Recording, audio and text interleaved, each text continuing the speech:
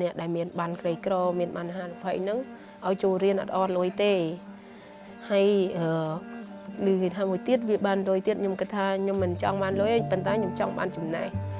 ដែលជំនាញមួយដែលពិតប្រាកដដែលចិញ្ចឹមជីវិតខ្ញុំហើយនឹងកូនចៅខ្ញុំបានល្អប្រសើរអញ្ចឹងណា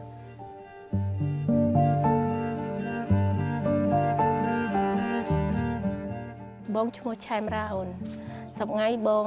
នៅសង្កាត់ស្ទឹងមានជ័យខណ្ឌមានជ័យនៅជួលផ្ទះអង្គការបងរើអេតចាយអូនបងជាស្រីមេម៉ាយមានកូន14នាក់ប្រុស2ស្រី2អូនធំផុត8 10ទូចផុត8ឆ្នាំបងរស់យូរហើយនឹងពី2005អូនហើយ2024ហើយជួនកាលទៅរើសបាន20000 25000ជួនកាលទៅវារើសអត់បានសោះវាបានតែ15000 10000អញ្ចឹងវាអត់ទៀងទេតាមយើងរើសបានមិនបានអញ្ចឹងហើយជួវាចុះតើវាពេលថ្ងៃណាយើងអត់ទៅយើងអត់មានលុយឲ្យកូនទៅសាលាដែរប៉ុន្តែយើងឆាបាយឆាឲ្យកូនទៅរៀនអញ្ចឹងណាជួនកាលកូនខ្ញុំទៅរៀនអត់លុយក៏មានដែរអញ្ចឹងវាខ្វះខាតច្រើនទី1យើងត្រូវរំលែកមកបង់ថ្លៃផ្ទះត្រូវលុយបច្ច័យប្រចាំថ្ងៃត្រូវមួយទៀតយើងត្រូវទិញសភៅដែលកូនត្រូវរៀនធំគាត់ទៅរៀនគួររៀនអីក៏ត្រូវចាយលុយដែរបើគេមានវគ្គបដិបដារៀនខ្ញុំនឹងខំទៅរៀននឹងរកចំណូលឲ្យកូនខ្ញុំឆាយគ្រប់គ្រាន់ហើយនឹងឲ្យកូនខ្ញុំរៀនឲ្យបានចប់បានការងារល្អទៅ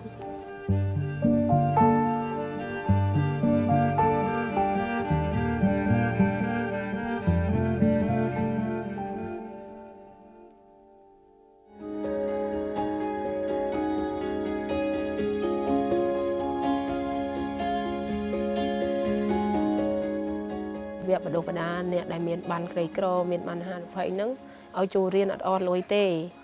ឮគេថាមួយទៀតវាបានលុយទៀតខ្ញុំគិតថាខ្ញុំមិនចង់បានលុយទេប៉ុន្តែខ្ញុំចង់បានចំណេះដែលជំនាញមួយដែលពិតប្រាកដដែលចិញ្ចឹមជីវិតខ្ញុំហើយនឹងកូនចៅខ្ញុំបានល្អប្រសើរអញ្ចឹងណាហើយណាមួយរឿងលុយវាតិចតួចវាមិនសំខាន់ទេសំខាន់បើយើងមានរបរពិតប្រាកដមួយអាចចិញ្ចឹមគ្រួសារយើងអាចចិញ្ចឹមកូនចៅយើងហើយណាមួយខ្ញុំអាចធ្វើគំរូនឹងឲ្យកូនខ្ញុំវាប្រឹងឲ្យគាត់ខំរៀនខំអីអញ្ចឹងណាខ្ញុំចូលរៀនសេវាកម្មអតិថិជនខ្ញុំប្រាស់បានក្រីក្រតួបានផលប្រយោជន៍ពីរដ្ឋាភិបាលមានលុយឧបត្ថម្ភ280000អូនហើយណាមួយបងបានចំណេះដឹងទៀតអញ្ចឹងក៏បងសប្បាយចិត្តដែរដែលខាងរដ្ឋាភិបាលគាត់បង្កើតសាលានឹងមកធ្វើឲ្យអ្នកដែលអត់ដូចបងចេះអត់មានលទ្ធភាពចូលរៀនគឺបានចូលរៀនហើយបានលុយទៀតគាត់បង្កើតសាលានឹងមកគឺអាចនឹងកែប្រែដូចថាជីវិតយើងការសិក្សាយើងមានមុខរបរមួយដែលពិតប្រាកដដែលយើងរកស៊ីខ្លួនឯងអញ្ចឹងយើងអាចធ្វើការស៊ីប្រាក់ខែគេបានអញ្ចឹងណាវាអាចល្អប្រសើរច្រើនជាងដែលយើងអត់មានជំនាញដែលពិតប្រាកដមួយ